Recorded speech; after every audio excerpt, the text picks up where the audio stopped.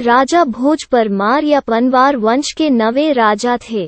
कहा जाता है कि वर्तमान मध्य प्रदेश की राजधानी भोपाल को राजा भोज ने ही बसाया था, तब उसका नाम भोजपाल नगर था, जो कि कालांतर में भूपाल और फिर भोपाल हो गया। चलिए जानते हैं कि राजा भोज को चक्रवर्ती सम्राट विक्रमादित्य का स्वर्ण सिंहासन कैसे मिला।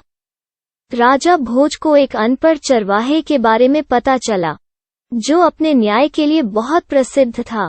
हालांकि वो खानदानी रूप से उनके ही राज्य के कुम्हारों की गायें, भैंसें तथा बकरियां चराता था।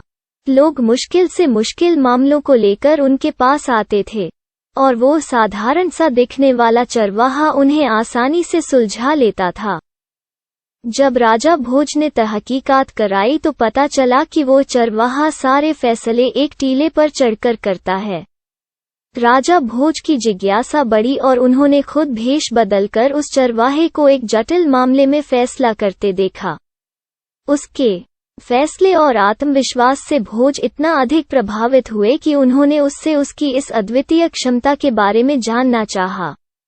जब चरवाहे ने, जिसका नाम चंद्रभान था, बताया कि उसमें यह शक्ति टीले पर बैठने के बाद खुद ही चली आती है, भोज ने सोच विचार कर टीले को खुदवा कर देखने का फैसला किया। जब खुदाई संपन्न हुई तो एक राज सिंहासन मिट्टी में दबा दिखा। यह सिंहासन कारीगरी का अभूतपूर्व रूप प्रस्तुत करता था। इसमें 32 पुतलियां लगी थीं तथा कीमती रत्न जड़े हुए थे।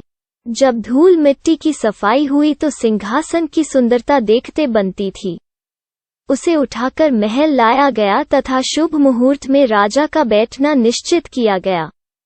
ज्यों ही राजा ने बैठने का प्रयास किया, सारी पुतलियां राजा का उपहास करने लगीं।